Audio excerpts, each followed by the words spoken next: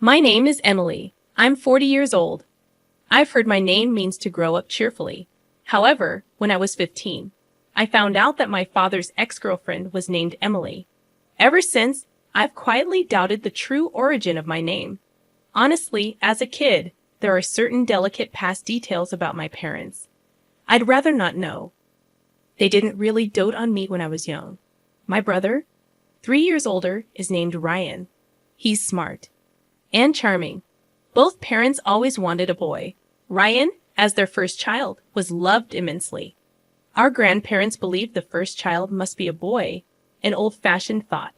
My mother gave birth to a boy, despite immense pressure. With this background, my parents loved Ryan more than anyone else. What about me? I always got hand-me-down clothes from Ryan. Even New Year's money had a clear disparity. Relatives always invited Ryan. Instead of being told to be patient because you're elder, I was told to support the boys. A puzzling way to instill laddie-like behavior. I believe I was raised with a lot of discrimination. It felt like I was always many steps behind. My redeeming feature has always been my carefree nature. My parents said, "You never think about anything." If I thought too much, I might have become dark and resentful towards Ryan. Ryan is Ryan, and I am me. Our family is a bit strange, but that's okay. I decided to accept our family and didn't care about my parents' attitude. No matter the difference in treatment, I am thankful to my parents for raising me. Ren, as we were kids, is still my sibling. Deep down, I couldn't truly hate them. However, that sentiment wavered after a particular incident when I was in my late 20s. My father retired. Both he and my mother, a homemaker, lived on their pension. Shortly after, my mother had a fall, leading to paralysis in her legs. She had to be cared for. With my father retired, I thought he'd be around to help, but I was mistaken. "Hey Emily, I can't do anything on my own, so come back home." The first thing my father said after a long time was outrageous. "What? That's impossible. If I return, I can't commute to my job." Instead of saying, "You can't do anything. At least try to learn or practice." How dare you talk to your father like that? Just quit your job and come home. Don't you care about your mother? It's not as simple as quitting and returning. My father has always been domineering. He had my mother take care of everything for years. Now that my mother has fallen ill, he's become a helpless man. It seems he's plotting to make me return and take my mother's place. My brother works closer to home. Ask him instead. Why does he only try to use me now? Even though he never cared much for me before. I finally moved out and have been living freely.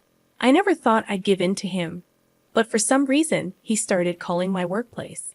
Because of this, I couldn't concentrate on my job, and my colleagues and boss started to look at me oddly. Due to constant calls, I worked so hard to get this job, which I really wanted. I wanted to continue working there forever, but because of my father's relentless calls, I became stressed, affecting my work. I had no choice but to quit reluctantly. I decided to return home, only to find it in a terrible state. My father, now without a job, seemed to have nothing to do. He became obsessed with horse racing and would spend all his pension. On the day it was paid, he was drinking more than before, and every morning, I'd find empty beer cans and wine glasses all over the table. I had heard that there were some savings set aside for retirement, but the household finances were in shambles. No wonder when I suggested hiring a professional caregiver, my father hesitated.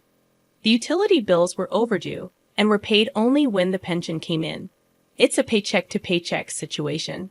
At this rate, even when the pension comes in, it'll be gone in no time. I had to use my savings to stabilize our lives initially and then renovate the house to make it wheelchair accessible for my mother. Later, I found a job near home, left my mother in a daytime care service, and dedicated about $2,000 a month to care and living expenses. My savings, which I started accumulating since my first job, seemed to be running out. Despite working, expenses kept mounting. Meanwhile, my father neither worked nor took responsibility, constantly depending on me financially and in my daily life. In a harsh sense, I felt completely leached on between household chores in the morning, work in the daytime, and caregiving at night. I felt I was reaching my limit.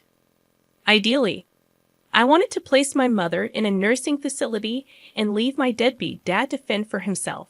This would mean all the money currently being spent on my father could be saved or used for my own expenses. However, my father vehemently opposed sending my mother to a facility, and she herself seemed to rely only on me, saying, "Why should I go to a facility when you're taking care of me?" I consulted my brother, but as expected, he was indifferent. It was clear that I was the one who had to make sacrifices. And so, I found myself trapped in what felt like a prison called home. 3 years after starting this hellish cohabitation, my brother suddenly contacted me, saying, "My girlfriend is pregnant, so we got married." He then visited with his wife, whom I'd never even met before. Wow, I was looking forward to meeting Ryan's sister, because of the way you talked about her. But she doesn't look anything like you. She's not cute at all. As soon as she sees me, Ryan's wife, Paisley, starts laughing. Needless to say, I felt a strong aversion to her sheer rudeness. Despite it being her first visit, she walks around our home as if she owns the place. She even enters my room without permission, uses my makeup, and then says, "I like this. I'll take it." She even rummages through the cabinet where my mother's jewelry is kept and asks, "How much can you sell 18-karat gold for nowadays?" She seems a little dangerous. She is definitely not a good woman, even though they're married. I think it would be better if they split up.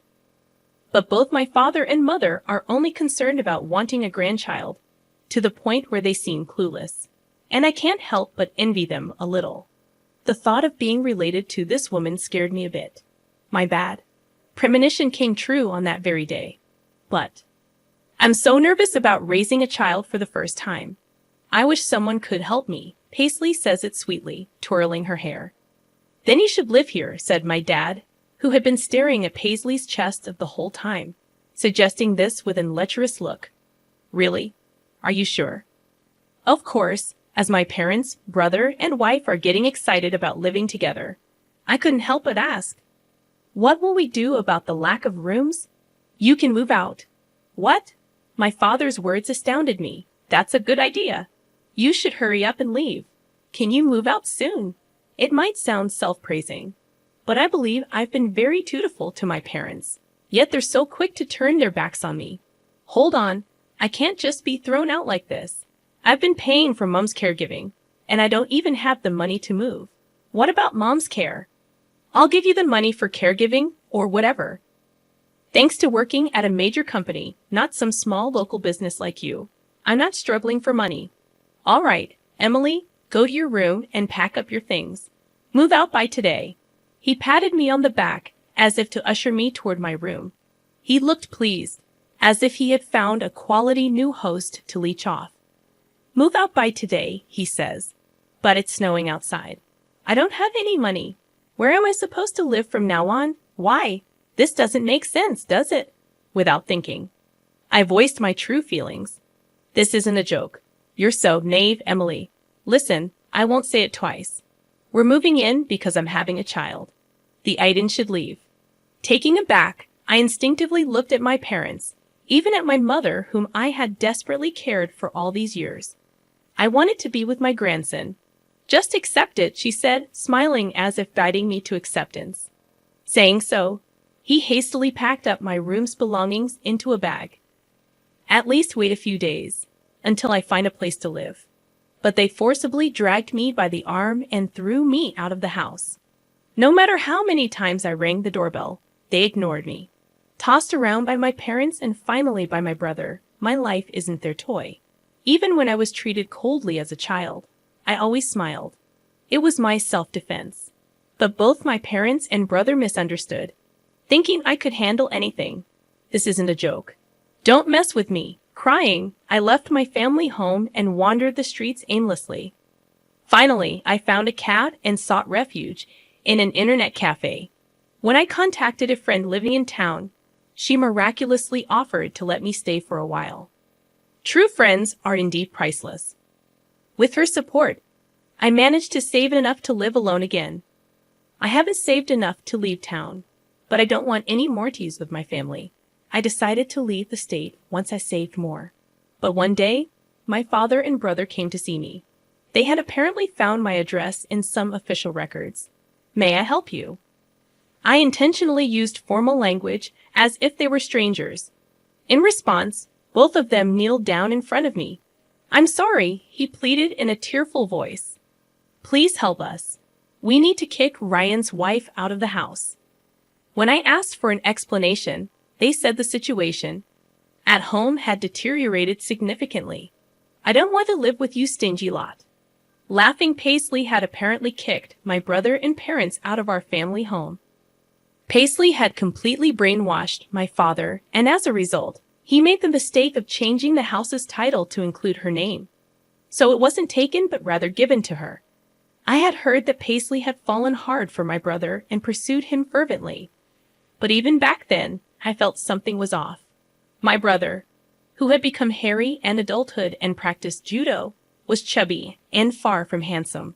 Why would Paisley, a slender and attractive woman who could have her pick of men, fall for him? I always wondered. It turned out she was after his money, and she had other men in her life. While the child's father was supposedly my brother, she continued to have affairs even after their marriage. When my brother found out and confronted Paisley, the next day everyone was evicted. Paisley probably sensed that her other relationship would be discovered and cunningly persuaded my father to change the house title. There were also Nave. All their plans backfired, and they couldn't even live with the eagerly anticipated grandchild. Moreover, Paisley maxed out my mother's credit card. By the time they realized it, she had already bought electronics and precious metals. I always had a bad feeling about her, so I wasn't very surprised. It was more like I knew it. As far as I'm concerned, I have neither parents nor a brother. Who are you again? At that moment, the faces of my father and brother went pale. Are you going to abandon us too? Your mother can't even get in a wheelchair now. She's bitten. Don't you feel sorry for her after she was kicked out? He shouted. It was you who wanted to be with your grandchild and kicked me out. Mom told me to give up, so I gave up on being part of your family. Isn't it your fault, Dad, for changing the house title? My father was silently grinding his teeth. Wait, Emily. We are family. Let's help each other. My brother extended his hand, but I brushed it off. You ignored my calls when I repeatedly asked for help during Mom's care, and now you're saying this. Well, that's my brother hesitated, looking guilty. My father shouted in his place. Forget about Ryan. Don't you have any gratitude for your parents? Have you forgotten all we did for you, you ungrateful child?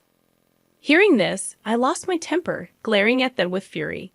I appreciated what you did for me, which is why I quit the job I loved and returned home. I even spent money and renovated the house to make it comfortable.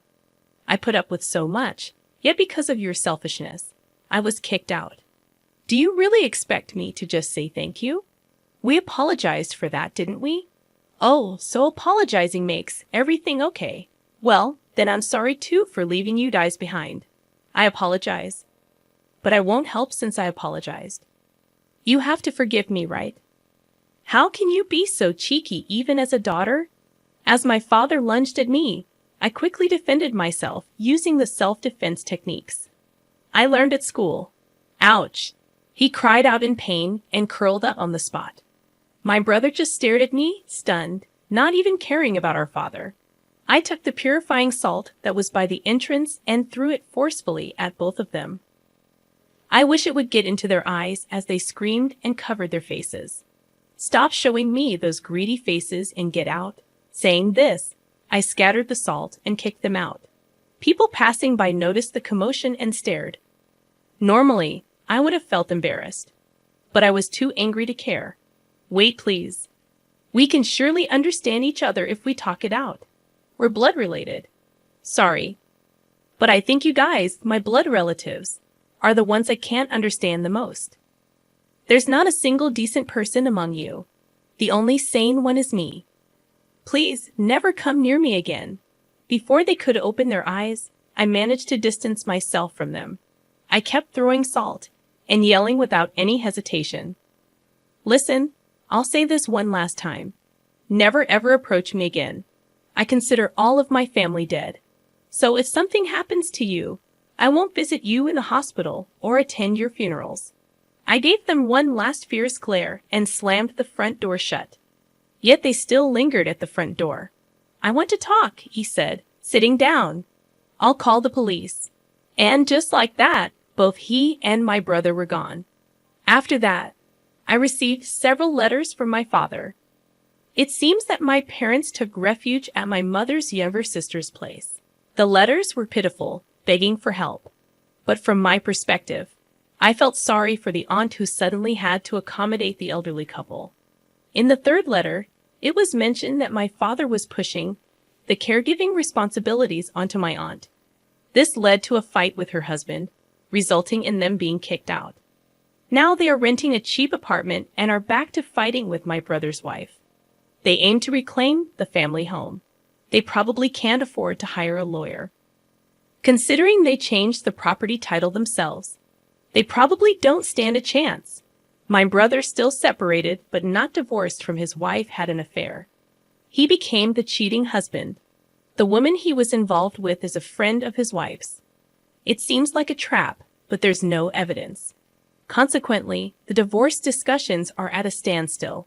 My brother claims his wife's affair ruined the family and is demanding compensation. His wife argues that there's no evidence I cheated while raising our child, but my husband did. She seems to be asking for hefty compensation, property division, and child support. Since neither of their affairs can be proven, the divorce discussions are going nowhere. As for me, I met a man at one of my jobs, and we got married. It was a workplace romance, so we were wary of being seen dating in public. Instead, we rented apartments near each other. We spent most of our days at one or the other's place, essentially living together. Then one day, "Oh, this actress is getting married. Should we?" That casual proposal, as if we were just heading to a convenience store, remains a fond memory. We're both down to earth, not into grand gestures. I'm glad he didn't attempt a big surprise. Given that I'm not the type to react much, it might have felt awkward for him. But life is full of surprises. 2 years after getting married, I found out I was pregnant with triplets. Having had no experience with kids, even those lacking siblings, it was overwhelming. Taking care of one would be hard enough, let alone 3. But with ample support from my husband and his family, we've been managing 1 boy and 2 girls. When I found out, I was determined to love them all equally. However, when I looked at them, such determination was unnecessary. They're all adorable, and it's impossible not to give them my all. The only challenge is when they all want to hold my hand at the same time. I've turned it into a game. We'll switch after 100 steps. However, kids are fickle. Suddenly, they'd say, "I want to hold hands with Daddy today." To the children, it seems both their mom and dad love them equally, which is a joy. I hope to continue building a family where everyone, true to my name, shines brightly in happiness.